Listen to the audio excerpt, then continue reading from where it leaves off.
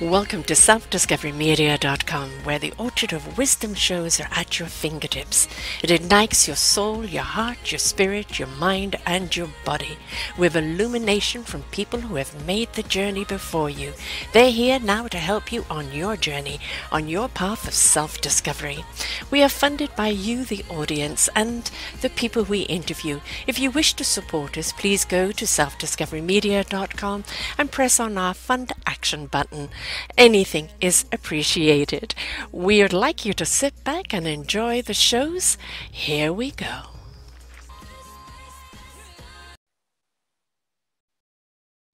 Good morning, good afternoon, and good evening, everybody. Welcome back to another edition of Choose Positive Living right here on selfdiscoverymedia.com. I'm your host, Sarah Troy, and my guest today, all the way from Australia, is Roz McMaster. Oh, at the time of your passing, at first she says, we are born, second we die. Life changes fast. Life can change in an instant. She said there are two things we can know for certain, that we die, we're born, and then that we die. And that life does really change really fast. Since 2008, she has attended a Buddhist course on death and dying while volunteering at the hospice service. At the time of your passing, it's important to be at peace spiritually. Whatever you believe it fully. There's a great deal of peace and comfort to have at the end of life if you firmly believe that something greater, more powerful, or more beautiful is waiting for you.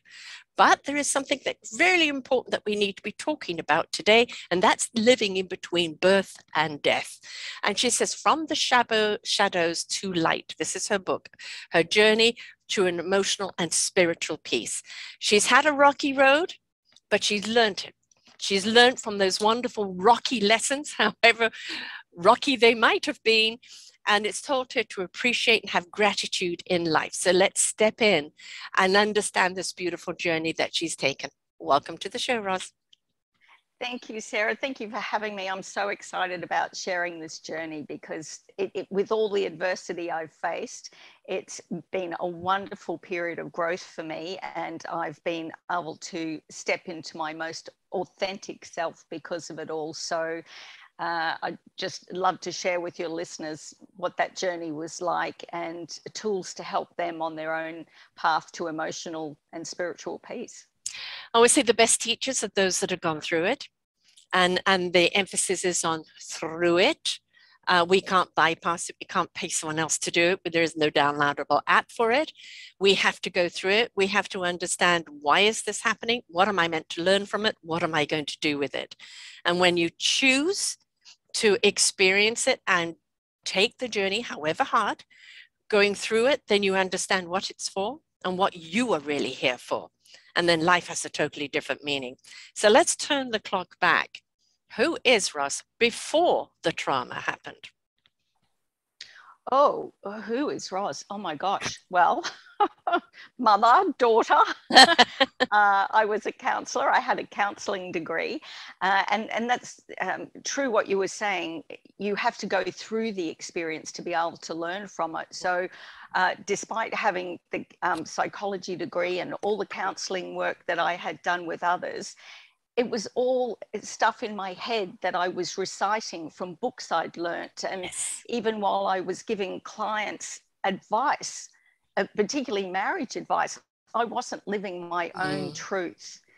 And it wasn't until I'd actually gone through personal experiences of, 30 years after, being married. My marriage ended via a text message. There's a lot more story around that. We'll get around to that. A year after it ended, I got stage 4 bowel cancer. A year after that, my ex-husband, who I still had lots of contact with, he was diagnosed with cancer, and I nursed him until he passed away 5 weeks later. And then, of course, because I've had stage 4 bowel cancer, my cancer has returned twice now with major surgeries since 2016.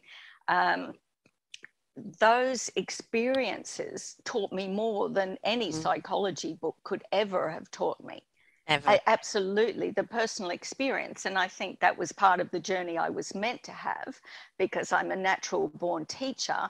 And so now I'm teaching others what I've learned. And you're right, you need to go through the eye of an experience to learn from it. So many people actually, they try to avoid feeling the emotions, or going through the pain of healing, but it's like trying to go around a big circle with a sack on your back. You get more and more and more exhausted as you're trying to avoid. If you go through the guts of the issue you're dealing with, you're through the other side, you're empowered, you're free. Right. Albeit life continues to throw lessons at us. But, yes. You know what to do with them better because you've already been through the experience. And, you know, there is no avoidance. You can't bury your head in the sand. There is no getting somebody else to do it for you. You know, it's your experience. Don't go, why me, and get angry or want revenge or want to blame somebody else or feel self-persecution. It just is. And somewhere along the line, you may have attracted it unknowingly. What work do you have to do on yourself in order for you to get through it and become the person you're meant to be from the other side? Oh, absolutely. That blame is huge. Yes. My slogan is blame to accountability, because, you know, anything that happens to you in life, people are generally holding up mirrors to you. So even the dysfunction of my own marriage, my husband was holding a mirror to all the self-doubt and insecurities that already existed within me. Yes. So even though he did things that hurt me, like, for instance, while I was married, I was feeling invisible. I felt like I didn't have a voice and I couldn't speak my truth. But when our marriage ended and I analyzed what had happened during our marriage, I realized those had always been there ever since my childhood. So I had to go right back to my childhood to find out where those what do you call them, characteristics, I guess, first insecurities began. Yes, where they began, because my whole life I just kept attracting people who triggered those insecurities already. So instead of blaming them for hurting me, it's like, all right, that's something I need to heal within myself so that I don't keep attracting those people who I feel will hurt me. So blame to accountability. I agree with that 100%. I went through a very, very rocky marriage myself, a browbeater, a piranha, suck the life right out of you, and then forget all about it, a total denialist, and wondering why you're a pulp on the ground. And I had to realize through my own self-discovery, I was allowing him to do that, right? I was giving him the boots to kick me with. The onus is on him for putting the boots on and kicking. He had to take that accountability. But I had put myself in such a low value. That's all he felt that I was worth. And I had to take that journey into my own self-discovery of my own self-worth and realize, yes, it goes way back. Sometimes not just as our children, but our ancestral DNA, and also past life. And it can go way, way back. And the more you're willing to uncover, the more you're going to be revealed, the more empowerment you step into. Yes, absolutely. Absolutely. And it's funny, you know, that sacrifice that we keep making, you know, in our partnerships when we feel like we're being hurt all the time. And so we keep losing ourselves and giving a part of ourselves up, because what can I do to make him happy? Because if I make him happy, then he won't be so mean to me. Right. But, and we call that unconditional love when we're doing that, but it's not actually unconditional love, because we're changing our behaviors in the hope that it will elicit a change. I mean, that's not unconditional. But that's the big confusion about unconditional love too, isn't it? Well, we're actually feeding the problem. Yes. People think it's, oh, well, I understand why he's hurting me, so I will just forgive him and keep loving him, which is, like you were saying, I'm putting myself up to be a punching bag for this person. That's not unconditional love. No. And, you know, speaking of that blame to accountability, I hear so many people saying, oh, the universe must want me to teach that person something. And that's why I stay in this very dysfunctional marriage with this abusive person. People are meant to graduate at some point. If they haven't learned by a certain point, let it go. Yes, but the universe doesn't ask you to put yourself in harm's way ever. No. You know, it's just another way to, I'll blame the universe, I'll blame my partner, I'll blame everybody except myself. And no accountability. Sorry, it's not about blame yourself either. It's about recognizing that, you know, you're getting something else out of it too. You know, you have a fear of abandonment, a fear of loss, whatever. You're getting nobody else will ever love me. Yeah, the whole tutti frutti. And, you know, shame and blame go hand in hand, don't they? You know, the shame and blame game, you can blame someone, then you can have some shame. And a lot of the time people go through these abusive marriages and don't show it to anyone because they don't want to be deemed a failure, or they're the cause of the marriage breakdown. Oh, no, he's not really like that. And, you know, it's because there's some sort of stigma around it that, you know, what did you do wrong? And it's always then that blame that comes in back onto you. And also you talked about your voice not being heard. I would literally tell people what I was going through, but they would choose not to hear me. That's their choice. Now, the same words they understood, but they had an illusion of what we were, and they didn't want to break that illusion. Yes. Well, it's in my case, there was, I was creating the illusion of us being this beautiful, happy, perfect family. And, you know, it was very codependent behavior on my part. My husband was a very successful businessman. He was very well respected by his clients.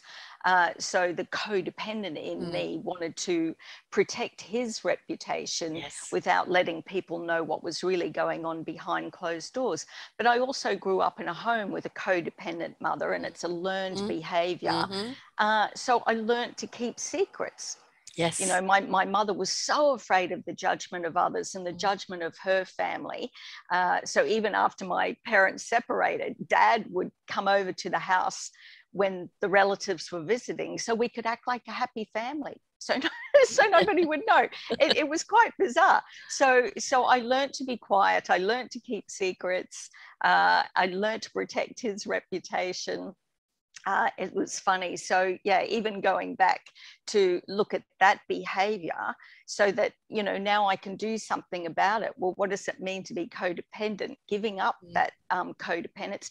But, you know, the interesting thing too is, and this is where it's a journey and where you have to be conscious all the time of your intentions in the actions that you're putting out there, the choices you're making. Just because I've learned how not to be codependent with my partner, and I haven't had to put that to the test yet because I haven't actually had another partner, that could easily transfer to my children. Yes, so they're young adults now, and I have a tendency to perhaps want to start rescuing my son and making excuses for my son and saving him from the adult choices that he's making for his own life. So did he kind of, in some ways, I mean, my son hated what my husband was doing to me, but then as the separation and divorce came about, stepped into doing it to me himself. Oh gosh, well, I know my son won't listen to this podcast. So nor mine. No, so I can feel free to say, my son always had a level of disrespect for me. And because I felt powerless and voiceless, I wasn't strong enough to set boundaries around him. And because of my husband being the way he was, he never enforced those boundaries upon my son or taught my son how to be respectful either. They didn't see a lot of the dysfunction between my husband and I. My husband had he had a chronic fear of intimacy, and he was a bit of a narcissist, and he had a sex addiction. So the children never really witnessed that side of his narcissism or his sex addiction. And part of being a narcissist was that he loved being the center of attention. So he was an amazing father. Oh, amazing. yes. He was just this guy who was so much fun, Yeah. and he was generous, and everybody loved them. Yeah. So of course, when we separated after 30 years together, that was a shock for the kids. As far as they knew, we were this beautiful, happy little family unit, and it was a shock for everybody else who knew us. And of course, I was judged, and it was my fault. I was the one that chose to leave.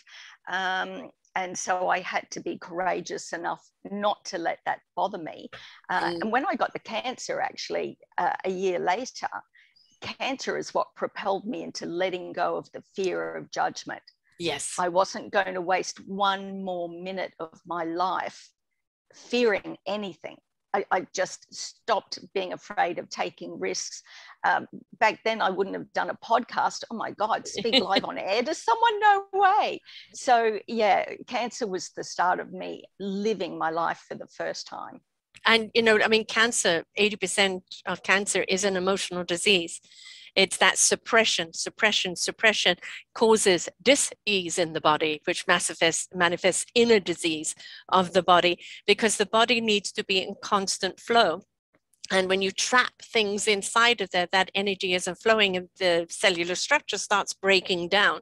So people don't understand that the emotional aspect of your life is hurting the physical aspect of your life. They always think it's the physical that will hurt the emotional side of it. And it's the hand in hand. And we have to understand that if we want to live healthy, then we need to be healthy in, mind, body, soul, heart, and spirit. And emotions are great. They're there to indicate how we feel. We need to spend the emotion, but we become emotional over the emotion. And that's where we get stuck, because we trap into that emotion and hold on to it, and we can't release it. And then it manifests in some other form of illness or anxiety or depression or multiple other things.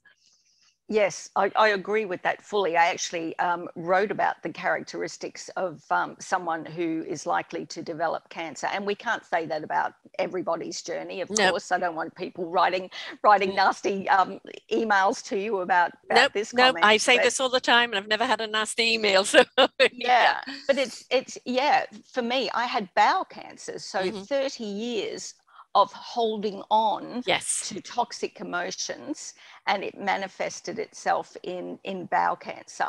So you didn't release that shit, girl. I didn't. But, and this was the blessing of when my marriage finally ended, and when I got the cancer, I went on this enormous journey to looking at myself and my life and doing whatever was necessary to heal.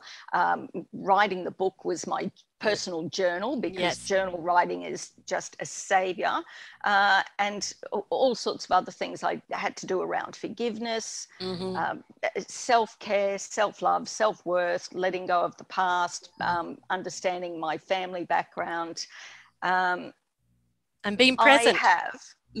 My original prognosis was 2 to 3 years, maybe 4 with chemo.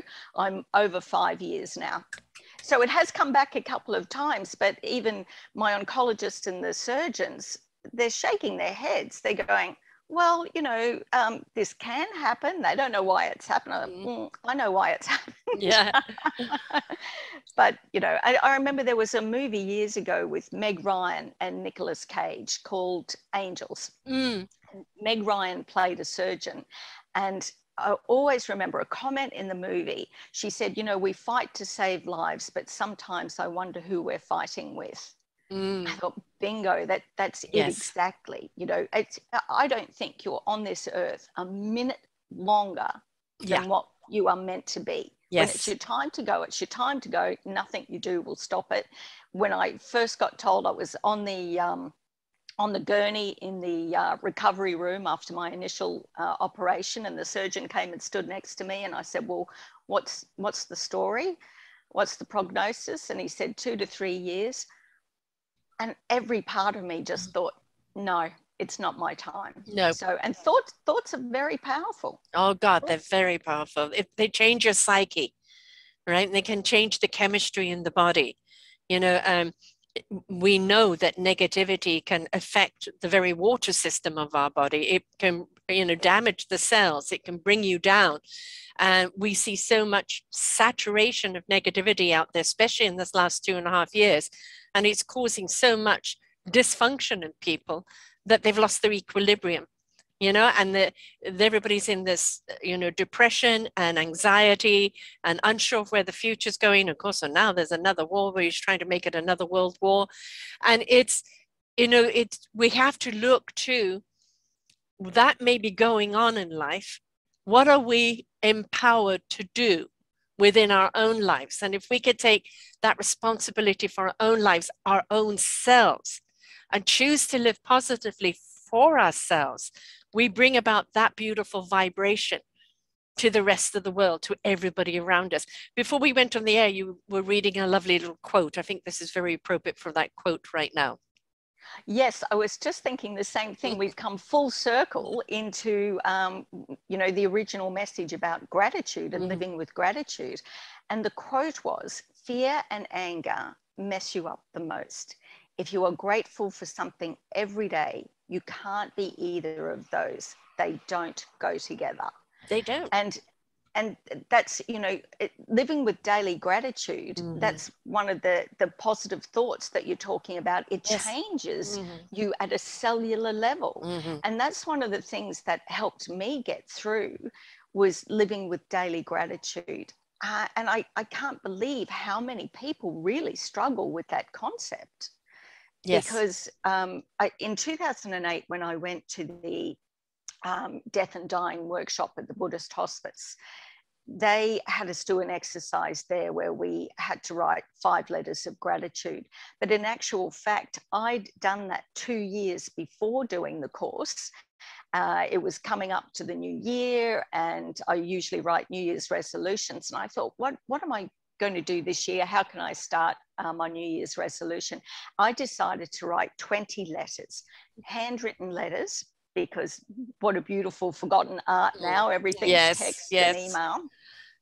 I wrote letters of gratitude to friends, to colleagues, to parents, to my children, to my in-laws, 20 letters, fool's cap, A4 pages. Who did I need to say thank you to? I'm sorry. I forgive you. I love you.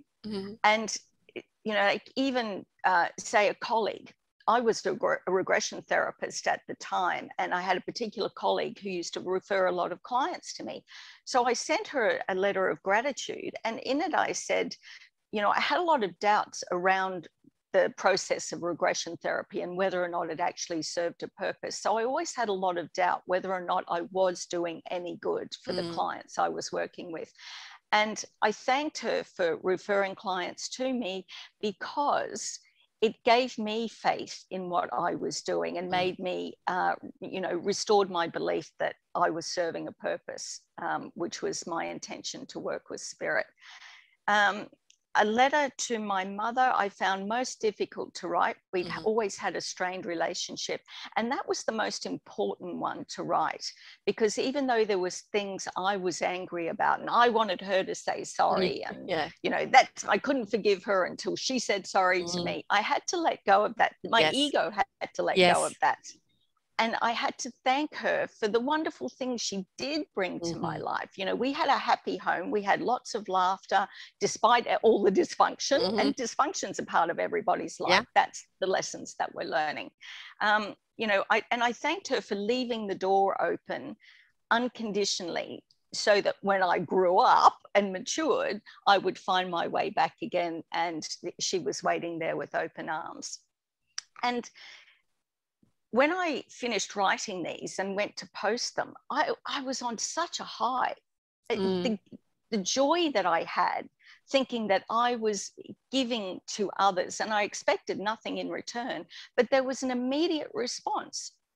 People were ringing me saying, thank you so much. Like one of my sisters said, in moments when she felt down, she would read it again, and it made her feel better about herself because she knew that she was making a difference then. My father said that it encouraged him to ring a friend of his and say, you know, thank you for the life we've had together and the friendship we'd shared. And when he rang that friend, he found out that the gentleman and his son had been estranged. And my father then was instrumental in reuniting father and son. And his friend died a couple of weeks later.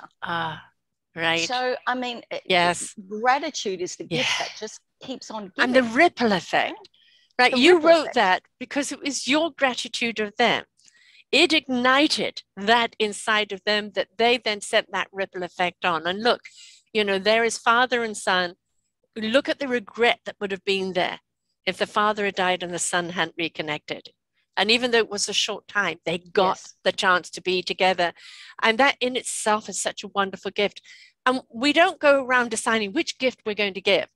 It's just be positive. Just choose to be positive. Just choose to be grateful, to be appreciative of one another, of yourself, and share that with other people. You have no idea what it's going to ignite in them and the wonderful ripple effect that's going to happen because of that.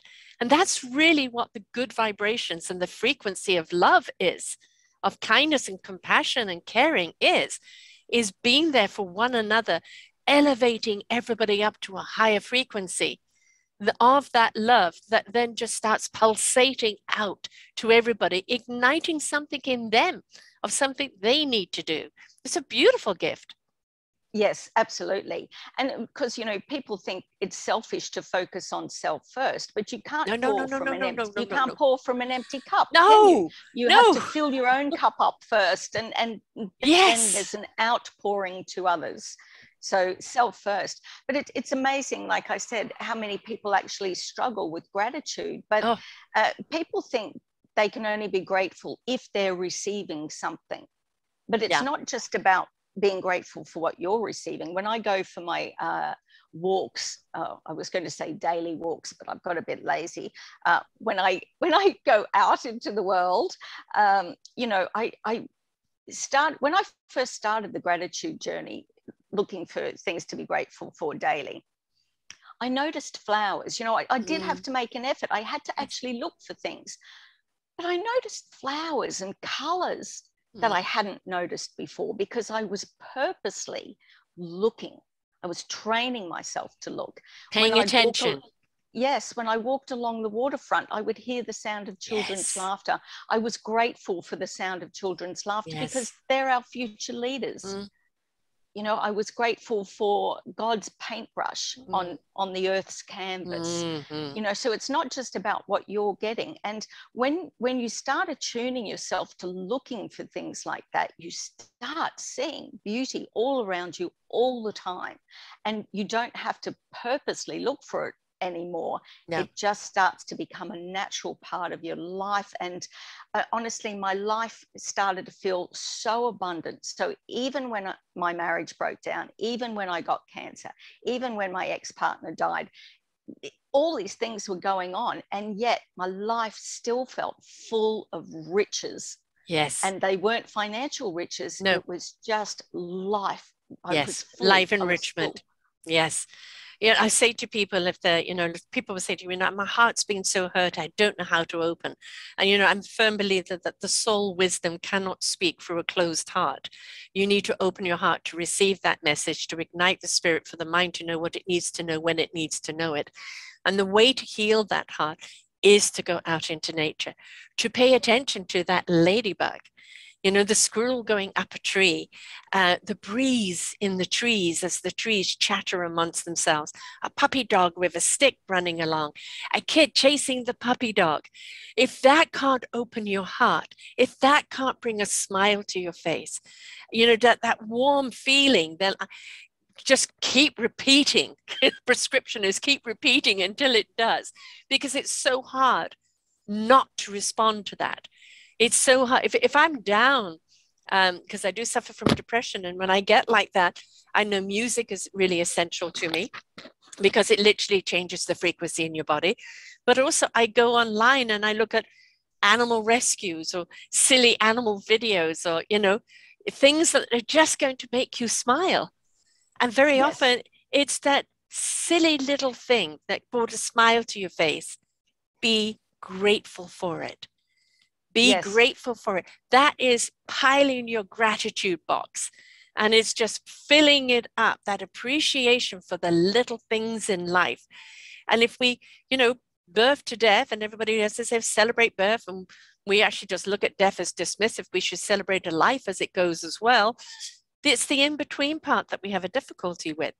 And if we all, right at the beginning, knew how to appreciate every single aspect of life, including ourselves and our own wondrous self-discovery of who we are and what we're here to learn and what we're here to do, imagine what kind of world we would live in. Yes, that appreciating yourself. A lot of us struggle with that, don't we? You know, because we think we're being egotistical. I remember I was at a meetup group once, and I think it was a gratitude meetup group, actually. You know, everybody used to meet for dinner, and then they would have a discussion afterwards about, you know, something they were grateful for that week. And I remember saying, well, I was grateful for this, I was grateful for that. I was grateful for all the support I'd had when I got diagnosed with cancer. You know, people were bringing me meals, you know, and then I added, I was grateful to myself for opening my heart and letting them in. And everyone went, oh, you know, nobody had ever thought of being grateful to yourself. But I was always fiercely independent and you know, a bit of a control freak, really. So I didn't need anybody. I could do everything myself. So when I was diagnosed with cancer, I knew that support was going to be very important. So I allowed myself to be vulnerable. So I was grateful to myself for opening my heart to let people in. So that word, vulnerability. I think the greatest gift you can give to anyone in trust is your vulnerability. But in order to trust someone enough to do that, you have to step into your own heart and invite somebody on the same heart resonance. You were saying that you haven't dated anybody since your husband. Oh, well, a short stint. Right, a short stint. And I had one that it ended up being a short stint, but we were in business together. And then we ended up just kind of living in the same house, which ended up being 11 years carved out of my life. And it was like, Sarah, what are you doing? You know, and I haven't dated since, you know, so I haven't gone anywhere since. You get very comfortable with your own life. And so whether I will or not, I don't know. You know, we have to leave it up to chance meetings. But you get to a point in life where you're not running away from yourself anymore. You're very happy in your own company. You really love what you've chosen to do. You love the impact that it has. You know how to celebrate life. So you don't need people, right? You want people around you, but you don't need them. And that's a difference, because when you need somebody, it's to fulfill you. When you fulfill yourself and you're with people because you desire to be with them, because you choose to be with them, it isn't out of need. It's just out of complementing each other. Yes, just that wonderful companion walking beside you together. You don't need to be in each other's pockets. Right. Yes, I was very much the same. The chap that I had started seeing, a beautiful man, and he just wanted to do anything for me. But I was at that point where I was loving being on my own. I had given up so much of myself during my marriage, and I didn't want to give anything. I just didn't want to give anything to this relationship, and not out of anything mean. I just thought, no, I'm just loving being selfish for a while. I wasn't ready to give anything up. A little whoopsie here.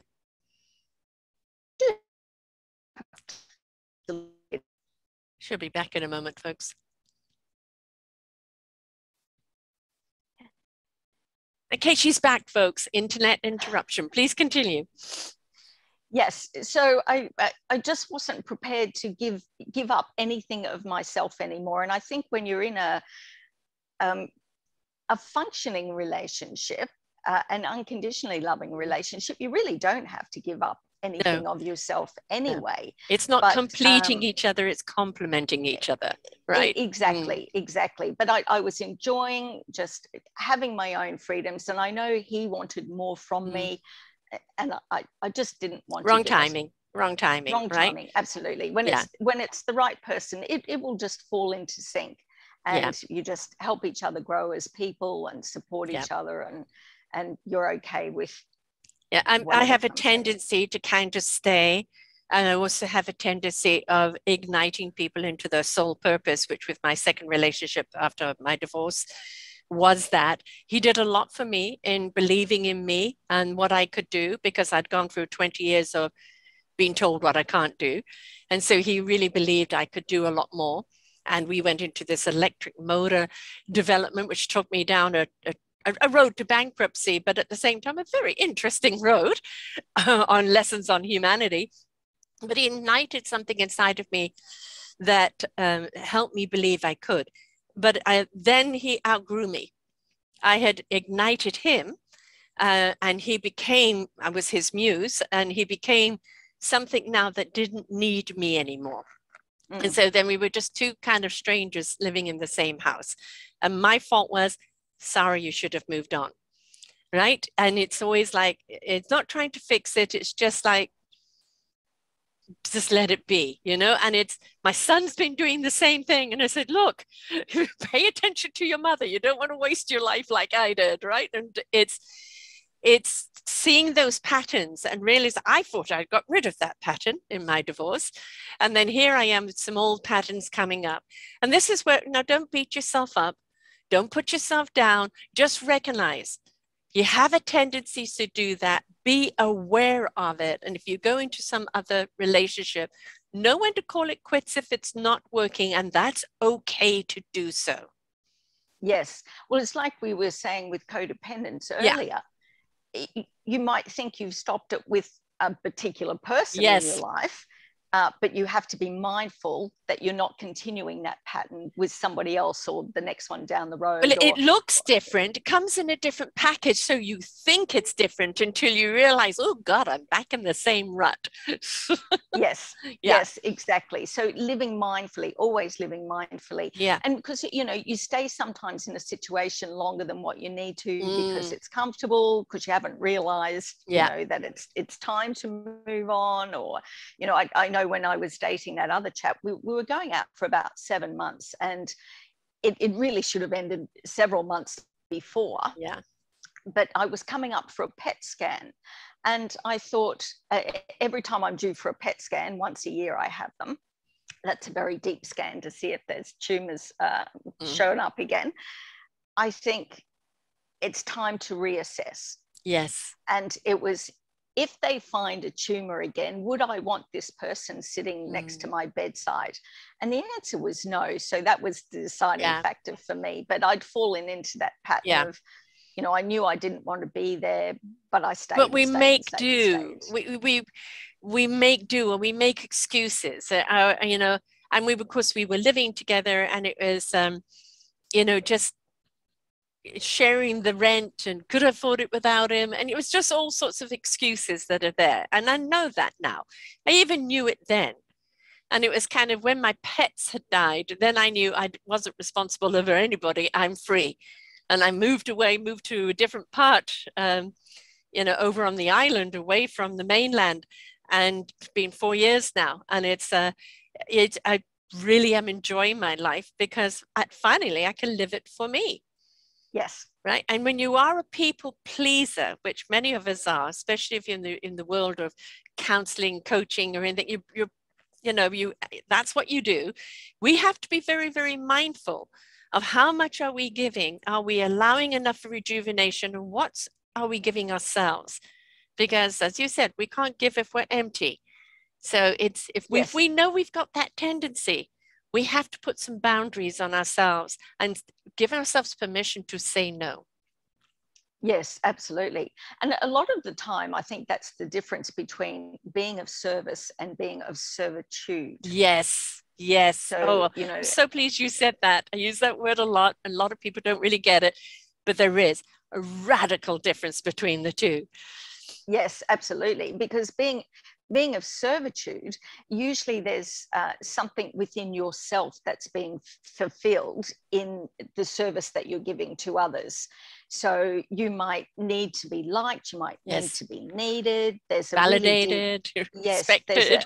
There's a deep need. Yeah. So you're doing things for people all the time, and you'll know the difference, because if you're in servitude, you start to feel used and resentful and start to feel like you're unappreciated. When you're being of service, you do know how to set boundaries. Yes. And you're not rescuing people, you're not being codependent. Right. Yes. Yeah. I spent 50-something years being of servitude. A long lesson. Yeah. It's something that many women fall into, isn't it? And I think very much of our generation too. I look at my 30-year-olds, children, and they're very different. And, my youngest daughter with the baby and her husband, they are co-parents, they are co-partners. Each one of them brings something to the table. They discuss things together. She's a social worker. And I see the strength in their relationship and the respect for one another, because they've chosen to support one another and see each other as equal and not base it on a salary. And I don't know about you, but I know that my ex, the salary was held over me. I want you to stay at home and raise the children, but you're not earning any money. You go and earn some money, the children are suffering. You need grocery money, you have to ask for it or beg for it. It's always held over you. And that is not a partnership at all. No. And I'm sure that it still goes on today in some relationships, definitely. But you're right, it's a whole different generation now. It's wonderful. They're so blessed. And of course, there's always the fear that it's going to go too far the other way. Right. The early 20-somethings, they're coming through rather self-entitled these days. So, yes, we have plenty of that around too. Yeah. Yeah. But it's room for a rude awakening. Yeah, it's a balancing act, isn't it? It is. But I think, it's also like my daughter was 32 when she had her first child. I had to wait until 66 to become a grandmother. But it was, for her, it was a good choice because she had gone back to school. And, they were then ready for it. And it's, I was 28 with my first child, which was considered late in those days. And a lot of people had their children early because it was expected of you to have them early. We have different expectations now, and people take care of themselves physically a lot better now. And so having children later is okay. There isn't that clock is ticking. You've got to have them by a certain age. And so I think there is a different reason for having children. It becomes more of a choice for many of them. You've got the others that are, having kids at 19. There's always going to be that generation. But I do see a trend now where it is, I'm going to have my career. I'm going to have my fun. I'm going to know who I am. And then, when I do find a partner and have a child, it's because something we both want, not just for something that's expected out of us because of society. Yes. Yeah, it's very exciting. It's an exciting time. But it's funny too. I just, my quotes, I love quotes. Just going back to what you were saying before about, being in that situation in the second relationship and you stayed longer than what you needed to. Another one of my favorite quotes is, you can't make the same mistake twice, because the second time you make it, it's not a mistake, it's a choice. You're right. So we're back here to blame and accountability again. Yeah, we are. And, you can choose the positive living or not. And here I thought I was making a different choice, right? Only because it looked different package, different presentation. And at first it was a different choice, but it went back into an old familiar pattern. Yes. Right. And that is that subconsciousness that comes back there. So you think you've done the work. Okay, I've done the work. I'm okay now. And then next thing you know, you're repeating things that you didn't like. So clearly you either ignored the signs, right? Or you still got some work to do. Yes. But then once you come to that realization, making a choice then to do something about it. Yes. Yeah. and that's the thing, isn't it? A lot of people, they're not ready for whatever reason, and there's no judgment. For whatever reason, people aren't ready to make that choice to move on. But that's why we stay in marriages, dysfunctional marriages, too long. That's why we hang on to friendships that we've outgrown. Yes. I wrote a blog about letting go of friendships because you'd outgrown them. Because a lot of people, it might be a friend you've had since school and you've way outgrown each other. Yes. But you hang in there. And if one of you is more successful than the other, that can be difficult too, because there might be, jealousy or, but you have to be unafraid to let go of friends. How can I word that? Not that don't serve a purpose in your life anymore, because they've had their chapter. Yes. I had. Not everybody's meant to stay. No, not everybody is meant to be in your book to the end. And I was in what I call my own self-recovery, and I did a collage where, I showed my ex-husband, who's Oriental, but I found a fabulous picture of a hand over his mouth. It meant he had no say of my future. And I had old friends that I wished to take with me and new friends that I wished to make. And so it was a collage of where I wanted to be in 5 years. My then girlfriend saw this and decided that I was going to dump her. So she was going to dump me before then. And she was 20 years in our life as, adopted sister, aunt to the children, being at every single event, Christmas, birthdays, you name it. And suddenly it was the dump me. And my younger daughter said, good. And I thought, what do you mean good? She said, Mom, you didn't realize she was an emotional piranha. And I didn't. And she would call me up and she would dump on me, and then I'd give her some advice and then wonder afterwards why I felt low. I didn't make the connection, right? So the universe decided to sever her for me because I'm too loyal and I wouldn't have done it, right? So yes, you've got to be mindful. Are you serving each other? Are you complementing each other?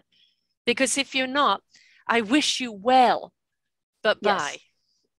And that's the thing, being able to, put it out to the universe. But I had this terrible fear of confrontation. I hate confrontation. So if I, every year again, I'm setting my intentions, and every year I set the intention to the universe to bring people into my life who are meant to be part of my journey going forward, and to remove the people from my life who aren't part of my journey, but to remove them with love and kindness. Grace, yes. Because, yes, I want the universe to make sure there's no conflict in that moving out. Exactly. And there doesn't need to be a conflict. It's just that you're moving in different directions. Yes. Right? It's the same with marriages. Who you were when you first got married, who you've become individually. Have you managed to always keep that connection, between you? Because there's you, him, and us. Have you kept the us secure? Have the us been pulled apart by the you and I? And it's okay if that happens, because honor who you are today. And if you cannot be an us anymore, love and respect each other and let each other go. Yes. Some things weren't meant to last a lifetime. No. And that's the Buddhist philosophy too, about impermanence. Yes. Stop grasping. Who came up with the concept that you marry and you have kids and you've got to be, it's lovely if you could go right to the end of life. I love seeing older folks walk down the road holding hands, oh God, wouldn't I have loved that gift? I would have loved that gift, but it's few and far between, right? And if it's not working, it was actually my children who told me to divorce my husband. I was staying in for them. And they said, Codswallop, time to go. Yes. Right? Because we don't give our children credit. They're seeing things. You think you're putting on a facade. They know everything. Right? So it was because of them that I plucked up the courage to do it. Yes. And then you're a role model. Yeah.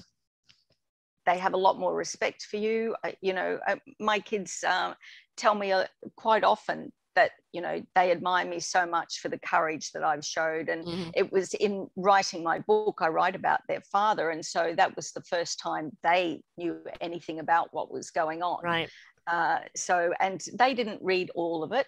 They Right. just knew the outskirts of it. And it was never my intention that they should dislike their Yeah. father, No. because he was a good father. That's a wonderful memory that they have of him. But I needed to speak my truth. And Exactly. they respected me for having the courage to do that. Because, you know, there's a lot of backlash, of course, from my Right. husband's family. Of course. Because they didn't know that side of him either. We Right. were the happy family to the world. Yes, of course, the facade. Yes. Yeah. But it was important for me, you know, it was part of me learning to speak my truth, Right. and not being afraid. We last year, my kids bought an Airbnb, you know, a cottage for people to go to, and we were there celebrating my son's birthday, and my ex was coming in, and I was going to go home, because he was staying over. There really wasn't room for me, but it ended up being a huge big storm, so I couldn't leave. And so my son, who's kind of my emotional self, you know, a very emotional person, wanted to know from his father why he couldn't say he loved them, why he couldn't share love. And he shared a story of which I knew some of it, you know, of his childhood, where when he broke his arm, he was too scared to tell his parents so he wouldn't get told off. He got kicked out of school for not doing well, but they didn't realize he needed glasses because he couldn't see anything, and he had to get himself back into school. And he learned you can only count on yourself. You can't count on anyone else. And so I literally taught him to love with the children by putting the baby down as he's opening the door to crawl to him, right? So he learned to love on that aspect. But he actually turned around and said, I think I was a good father, but I know I was a lousy husband. And all of the kids just looked at me, and I said, yes, you were. You did a great deal of damage. And I said, both of us have to work through that and find a way of healing ourselves individually, right? Because I allowed him to be, right? But it was a confession that I never expected to get. So, yes. But it was something the kids needed to hear, because they know what they witnessed. But I don't know about you. Your kids were how old when you divorced? Well, we separated. We never actually got divorced because he'd passed away Right. 2 years after I left the family home. They would have been, God, when was it? 5 years ago. So my son was just finishing his senior year. My daughter had started university, and the older one must have been 24. So there would have been 18, 20, and 25. Right. Yeah. So mine were kind of, I think it was 2018. No, less than that. They're all under 18, I think.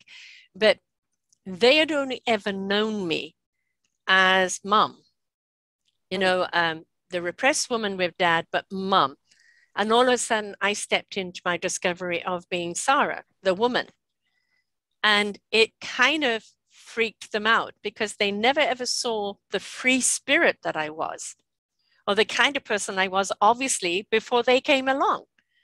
And it kind of shocked them, because I wasn't that same. I mean, same heart, same soul, same love, but a different woman. And so for them, it was a little bit of a shock to see this different person come out there. And yes, settled down now as to who I am and accept me who I am now. But at first it was yes. a little hard for them. Yeah. But even, you know, how wonderful that the universe created that storm and locked you in together so yes. that, you know, yes. that process could take place. Yes. And it's interesting what you said. You got validation, which was lovely, but then an acknowledgement, something that you already knew, that you still had work to do. Yes. You still had work to do. And that's where forgiveness comes in too. And, you know, needing to hear sorry, and I can't forgive someone until they've said sorry. Forgiveness is really a gift that you give to yourself. Forgiveness doesn't mean you forget what the person did to you. It means you no longer are held captive by the emotions around the hurt and the grudges that you might be holding. It's a gift you give to yourself. And hearing someone say sorry, if your husband had said, I'm really sorry for all those years of pain that I caused you, it might validate your experience, but you still have to do the work. Yes, you do. around what damage might have been done, or understanding yourself so that you don't keep making the same choices and the same mistakes. So it's nice to hear sorry, but you still have to do the work. Yes. And forgiveness is work you do for yourself. And you've got to realize there are scars. There are scars that will never heal. They've left a scar, right? They're there. You can move on. You can go about and get a life, but there's always going to be a trigger somewhere along the line. There's always going to be a little, that before you jump into anything. And those scars are there. Don't try and dismiss the scars. They're a part of your journey. They're a part of your battle that you have done. Is that how triumphant are you now in your peace, right? The scars have been where you were. Where are you now in your peace, right? Yes. And part of that self-care, I think, what we've been talking about, it sounds like we're saying, find things to be happy about, be grateful, do the work. Yeah. And it's not about denying the truth of your life and what's happened. And those moments where you're feeling sad or, depressed or a little bit down, accept that you're allowed to feel that way. You're allowed to have those moments. And again, the Buddhists would say, this too shall pass. Yes. Yes. But be in that moment, allow those parts of you to have a voice and to be heard, and nurture yourself the way you would a friend. Exactly. It was interesting. Friend. It's interesting this last week. I do my own show every week, Sarah's View of Life, which is just me and my perspective. And I wasn't quite sure what I was going to do it on this week. And I just kind of went back to an old site and found an old article. And it's something I'd written at 46. And it was, it was about me becoming free. Starting my journey and looking back 21 years and then looking at how far I've come. Now, in some areas, I wish I'd been a bit further ahead. I wish I'd accomplished a few other things, but other areas, like considering what I came out and even the battle to getting here, I'm very happy with where I'm at. I am very content because I'm living in my truth and my peace and my purpose, right? And sometimes looking back, even when something comes along and it feels heavy and it feels hard, and you think, how can I do this? How can I get through this? Just look back. Look back and go, do you remember that time? Do you remember this? Look how you managed that. Look how you triumphed over that. You've got this. You've got the skills. You've got the courage. You've got the strength. Just reapply, right? And you'll get through this too. So I think sometimes looking back as a propel to move you forward is good.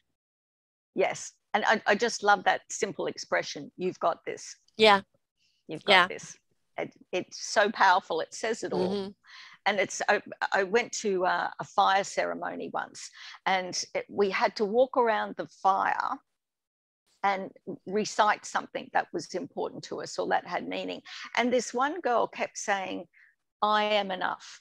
Yes. And that really, it made me reel back. I thought, wow, could I say that? I don't know if I could say that, So, and this was years ago before I started my journey, but that always stuck with me as well.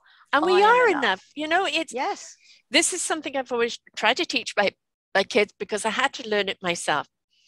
And that a lot of to do with the podcasting I've done over 10 years has taught me this.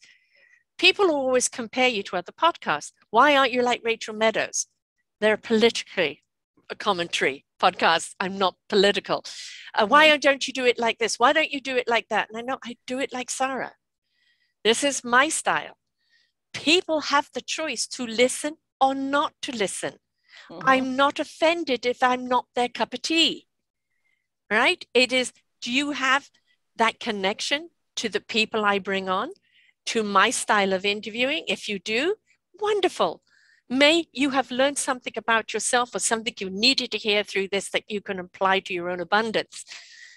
But it was through the podcasting that I learned that I'm enough. It's okay for me to be me. Yes. And I don't have to be somebody else for your approval, because the only permission I need is mine. Yes. Yes. That's fabulous. That's fabulous. We're never too old to learn, are we? No. And it's, you know, I can hear the excitement in your voice. You're living your life, you're living your truth. All adversity we face is an opportunity for us to grow as people and step into our authentic self. And it's a wonderful journey. So, you know, find that gratitude. I think start with the gratitude, daily gratitude, and let life just build from there. You know, I always used to, with my clients, literally make a list of everything that makes you miserable. Now look at everything that brings you joy. What are you feeding? If that brings you joy, why aren't you watering those seeds? Why aren't you nurturing those seeds? If you know this brings you misery, why are you paying it so much attention? Yes, because what's that saying? Where attention goes, energy flows. Exactly. It's like, it's like, you know, if you decide to, you want to buy a red Porsche, and all of a sudden you start seeing red Porsches everywhere, and you never noticed them before. It works the same way. There aren't more on the road. You're just now noticing them more. You're aware. Yes, and that's how gratitude works. You're now attuned to picking up the beauty around you, even in the terrible things that happen. I remember when I started that gratitude journey, my son was working at a golf club, parking buggies at the end of the day. And one day it was raining so hard. He said, "Oh, Mum, can you come and help me so I can get this done quicker?" Well, we got soaked. We were so wet, and we laughed and laughed and laughed. And I was so grateful to, one, spend that time with my son laughing, and to have a moment where I went back into my childhood where you danced in the rain, and it was a fun thing to do. So even though we were wet and cold, I found things to be grateful for in that moment. My son owns a restaurant, and I had gone over for Mother's Day, and he was just too busy. He had one sitting, next sitting. And I thought, there's just too many people. He needs help. Now, I've owned restaurants, right? Albeit we sold the restaurant, I lost the restaurant when I was pregnant with him. So, of course, he's never seen me in the restaurant mode. I said, let me be your hostess. Well, you need to do this, you need to do that. And then somebody called him. And so not only did I seat everyone, but I ended up getting another 28 tables out of it, right? Wow. And at the end of the table, he said, God, you do know what you're doing, right? And I would go and help him other times, right? And I can't help but kind of say to people, this person needs this person needs that, because I can't go to a restaurant now and not see what other people are needing.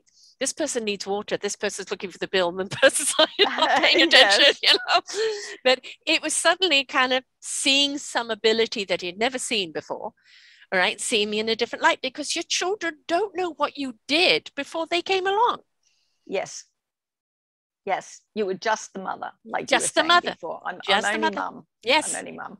Right, and I think you know, your kids, if you were in a career, let them see that career. Let them see the good days and the bad days. Let them know there's more of you, right, than just being a mum. I mean, I was also very much a volunteer at all the schools and put on events and things like that. That was fine. Mummy couldn't do that, right? But it was always like, being an asthmatic and being sickly as a child, spending a lot of time in bed and not finishing school and everything else, there was always very low expectations of me. And I think in a lot of ways it was a gift, because I've seen people who have had the high expectations and the pressure that it puts on them to live up to somebody else's expectation.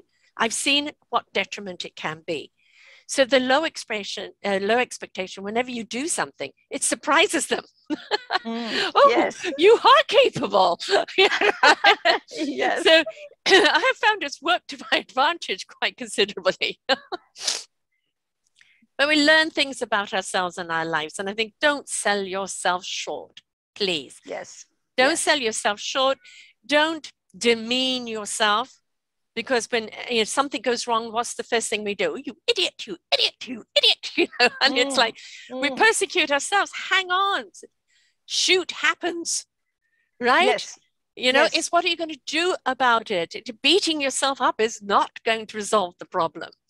Yes, we left home many, many, many years ago, but we've become our own internal parent. Oh, God, yes. Yes. Scary, isn't it? Internal parent.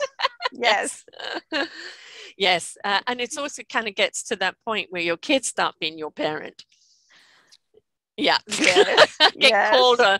I get called on all the time. And sometimes I just smile and just take it. Other times put my foot down. But I think, I know for each one of my children, they see a different person in me. Yes. And, I once said, you've each got this, this, and this of me, and they said, well, no wonder you're so screwed up. No.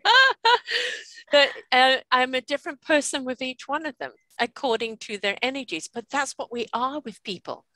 Yes. Whatever energy we're matching with, we're going to resonate on that frequency. And then you're going to meet somebody else on a different frequency. You're always true to who you are. But what you talk about, who you are in that situation, is different. That doesn't mean you're not being true to yourself. Just means you're being adaptable to the different frequencies around you. Yes, I like it when I hear people say, oh, I raised them all the same. I thought, oh, yeah. But you shouldn't have. No. Because they were all different. Yes. And they needed something different from you. And that goes back to, when you look at your childhood and you want to blame your parents for things that happen in your childhood, there's no point blaming again because, parents are human. Yes. They've come from childhood where they were wounded, and wounded children become adults who wound the people they love. Because it's all they know. Yes, and they're also raising you at a time where society had particular expectations about how to be a parent, and that changes all the time too. Your children come into the world with their own personalities, and like you were saying, your energies blend differently with each of your children's energies. And everyone's come here with a particular lesson to learn. Yes. So their childhood experience will all be different. So, yeah, it's not about, when you search for answers and knowledge about yourself and why you've become the way you are and why you've made choices that you have. So some of your search begins in childhood. It's not about blaming your parents. Yeah. It's about understanding that they're human too, and we're making the same mistakes now. Parents ourselves. My mother said to me, "You're raising the children the way you wanted to be raised," and I'm very cuddly, kissly, and mushy, and I wanted that. But my mum was beaten at the age of 3 for wanting a hug from her mother. And my father wasn't very hands-on either. I used to pretend to be asleep, so he would come in and switch off my radio and my light, and then he would kiss me. If he found me awake, he would reprimand me. So, neither one of them were very hands-on because they didn't know that, right? So I'm one of those people that needs that hug. I still sleep with a darn teddy bear because I need something to hug at night. And, my children, doesn't matter how old they are or where they give me hugs and kisses because they know that's what I want and what we're going to do. And they're now going to be better parents than I was because they've learned things of what they didn't get that they want to give their children. And that's okay. I did go through a period of kind of beating myself up, okay, and wish I was a better parent, but I was the best parent I could be under the circumstances. Yes, with what you knew. Yes. And within a situation of an abusive marriage. Yes. And of course, you were a very huggy and kissy mother because that's what you missed out on. But one of your children might have hated being hugged and kissed all the time. So, there's no right. Right. There's no right, is there? Yes, no. There's only you setting the intention to do your best. Yes, I've got a grandson that likes the huggies and kissies now. 11 months old and a complete devouring. Oh, that's fabulous. Yeah, grandchildren's a beautiful opportunity to just give, isn't it? Yes, it is. And it's very different because when you give birth to your child, you know that you're responsible for that child, and am I going to be a good parent? The needs of what they need. And I remember when my daughter came home from the hospital, at first, we're going to take a couple of weeks. So just, before anybody comes, Mom, can you come down? Mind, she had terrible labor, 48 hours, and then collapsed bladder, and all sorts of things that went wrong. And then she looked at me and she said, "How did you do it with 3?" And I simply said, "I don't know. We just did it." Yes. Right? And let's think what the child needs, what the situation needs, and the needs change from one second to the next. You just dealt with it when it was in front of you. Yes. Right? There was no manual. You just got on with what you needed to do. Yes. And, you know, when you think back, the terrible things that you did, you know, accidentally to your kids, you know, particularly when your first child comes along. I don't know how many times I left my baby in a shop. You know, you'd have them in the car carry capsule, and I'd put it down on the floor and do my business, and I'd walk out of the shop. I'd think, oh, something doesn't feel right. Oh, forgot my baby. So my mother went all the way home before she realized she'd left her daughter at the butcher's. When she bent back, she was getting so much attention from people. It was okay. Oh my God, horrifying. But yeah, it's life, isn't it? But it is life. It's exciting. And, yes. It's an exciting journey. Yes. I mean, I get teased all the time for things that I've said or done or this and that. And now we just laugh at it. You know, we just laugh at it. And it's like, none of us are perfect. And I think if we can get rid of comparison, competition, and the idea of what perfection is, we would erase 3 big burdens from our lives. Just be you, but step into your own self-worth, your own self-love, and come from a place of kindness, caring, and compassion. Yes. Let go of fear of judgment. Yes. That was another one. Yes. You know, raising your children in a way that doesn't suit you because you don't want to be judged by the people who are telling you to do it. You're going to get judged anyway. I don't care if you're doing everything absolutely perfectly to the book, somebody will criticize you. And that goes back to the 4 agreements. You know, and you know, speak your word with integrity. Don't assume, ask, because you don't know what the real story is. Don't take things personally. If somebody's passing judgment on you, that's their issue. You don't need to take it on.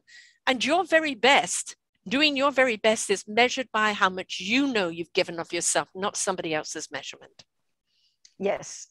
It's that quote, your opinion of me is none of my business. Exactly. Nor is it warranted or needed. And like you say, you know, don't judge something because you really don't know what's going on in somebody else's life. When I was at uni studying psychology, we did this exercise quite a few times. Say we would have a group session going on, and someone would say something or do something, and the tutor would ask us all, why do you think that person said that? Or why do you think they did that?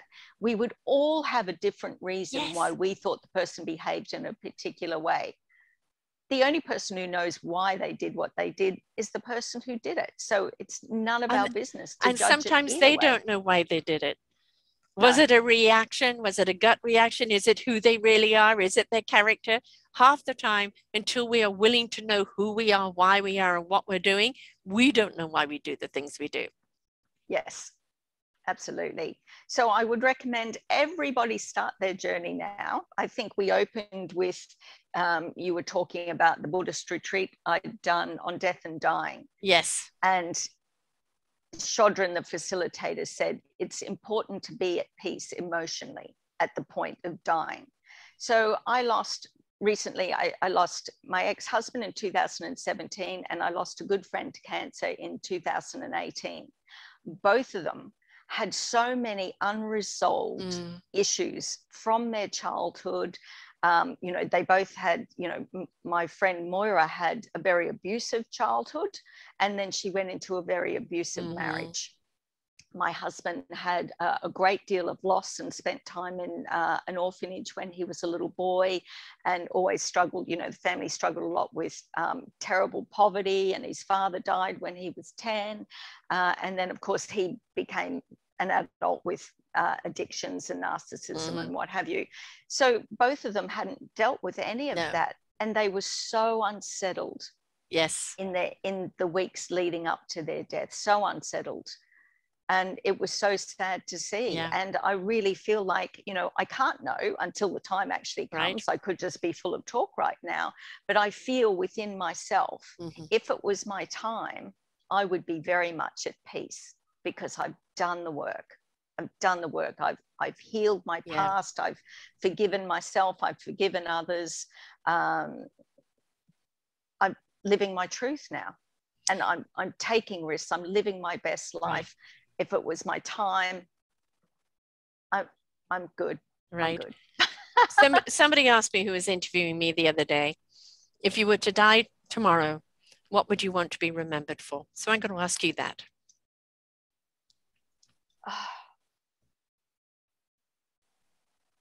Just for living fearlessly, Mm. for being authentic. Yeah. For being authentic and living fearlessly, and being a light for others to follow. I really want people to be able to look at the way I'm living and be inspired and know that there's hope, whatever they're facing, know that there's hope. So yeah, being an inspiration to others. Beyonce has a song, I Was Here. Mm-hmm. And I love that. I thought, I'd love them to play that.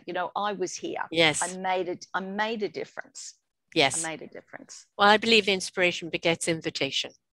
Because when you are inspired, you're invited. You're invited to look at, can you do it? Is there something in you? Can you light that light in you? Can you go down this journey of self-forgiveness? Can you discover your own self-love and your own beautiful, meaningful purpose? And, when you see somebody else has done it despite the journey they've had before them, that their willingness to go through it, willing to come the other side and step into their own beautiful essence that is now an inspiration to you, that invitation is a very big invitation to step up and be the essence you're meant to be. But it does require work. Yes, absolutely. And adversity is our greatest teacher. Yes. Adversity is an opportunity to learn something about yourself and to grow from that. And to realize how courageous, how strong, and how many abilities we really do have that we never knew we had. Yes. Right? Yes. And I think we're flawsome. We're beautifully flawsome. Yes, yes. And I think, a lovely closing quote. I'm reading off my little book here. Courage is knowing it might hurt and doing it anyway. Stupidity is the same. And that's why life is hard. Mm-hmm. So if you really think about that, it's funny. We've all had stupid moments. And we've all had the courageous moments. And I think we should pay attention to the courageous moments and repeat, learn from the stupid ones and don't repeat. Yes, yes, absolutely. Now, how do people get hold of your book, and how did they get hold of you, and what are you offering people right now? Well, I'm a psychic medium as well as having a counseling background. So I call myself a transformational spiritual counselor. So I work very much with my guides in knowing what you need in this moment in the counseling process. So I offer a counseling service, and my book is a self-help memoir. So I believe that's a genre that's becoming very popular. Mm-hmm. So I came in with a self-help memoir at just the right time. So it's a story about my life and those challenges that I came through with the separation and the cancer and nursing my husband through his cancer. It was the healing journey that I took to discover myself through all of that. So it's meant for, you don't have to have had the same journey that I've had, but we all have the same experience. We all have the same fears, the same lack of self-worth that causes us to make the choices we do. So through the book, you will see a lot of yourself anyway, and that will help you navigate your own journey to healing and to self-worth. And at the back of the book, then I have a self-help section that has a lot of the exercises that I used in my healing journey as I was going through it. So the book is called From Shadows to Light. On my website, there's a few links to all the places that it's available. It's available in ebook and hard copy. I think as of probably July, I won't renew hard copy because ebooks just a lot more popular. Oh, so, no. Keep the book going. A lot of people love to actually turn a page. Oh, okay. I know I do too myself, actually. Okay, I'll keep the book going. But they, if they go to my website, which is rosmcmaster.com, and I think you'll have that up on your page. I will, but if you wouldn't mind spelling it for the people who are just listening. Okay, ROS, S for Sam, MCMASTER rosmcmaster.com. So you'll find links to the book on there and links to making an appointment for a counselling session. Of course, with the pandemic, we've all gone Zoom. So I do counselling sessions over Zoom. So anywhere you are in the world, I will accommodate your time zone, and I look forward to working with people and helping them find their way through the challenges they're facing. We're all capable of getting through the challenges, and when we choose to go through them, choose to put things in the past where they, look at it as past chapters. And if we look at every single chapter, nobody dictates that you've only got to be 10 chapters in your book. Whatever chapters you've got, it's your experiences. And if you can look, this is an end of chapter and it needs to belong there. I need to start a new chapter and I need to know how I can write this differently. Yes, write it differently once you know how, and then staying conscious of that. Yes, and staying conscious, staying present, being present. The gift of the present is in the now. And it's being conscious of the now, what's around you. Everything you need to know is always around you when you ask. The answers come in most beautiful, divine ways. We've just got to be aware of it. And if we're always in anxiety or in anger, we're not going to receive anything. A closed heart can't receive anything. So be willing to open up your heart. Let the Spirit run through you. Let the wisdom flow through you. And your mind will know all the answers it needs to know when it needs to know it. Yes, absolutely right, Sarah. That's perfect. And it's worth it. I don't care how old you are. It's worth it. Or how young you are. It's worth going through it. Some people aren't too old to change now. No, you're never too old to change. If you are not happy, if you're not living a life of fulfillment, if you're not living a life of meaningful purpose, because we're all here as contributors, we're all here to be of service of one another. If you're not living a life where you're making a difference to somebody else's life, then you need to step up, because every single one of us is a resident here on this planet. And we owe it to ourselves to be the best we can. We owe it to everybody else that's around us. And we need to be that inspiration for other people. Yes. So be the light that others need in order to see. Beautiful. Yes, absolutely. This has been divine, my dear. We've talked for nearly 2 hours. Oh my gosh, have we? An hour and a half. An hour and a half. Really exciting. Really exciting. And love to have you back on again. And it's been wonderful. And, we're prime examples. It's that you are never too old. Don't give up on yourself. It doesn't matter what you've gone through. Yes, the scars are there. Yes, you'll pay attention to the red flags. But life in its simplicity, in its wonderful gift, is so worth living. Yes. And when you get there, then you truly actually understand what life is all about, don't you? Yes, absolutely. Thank you so much, Ross. It's been wonderful having you here. And to everyone else out there, remember, she's there to help you in every way. Her book, all her programs, she's got the wonderful science of psychology behind her and the spirit of intuitiveness to know how it's going to serve you in which way. Please reach out to her, because she's there to help you. Until next time, bye for now. We hope that you enjoyed the show right here on selfdiscoverymedia.com. Please tune in to our selfdiscoverymedia.com/shows, and you will see all the other genres that we have from you. Every week on Tuesday, we bring you new shows from illuminating people. If you know someone that should be interviewed, please contact us at info@selfdiscoverymedia.com. Now stay tuned for your next show.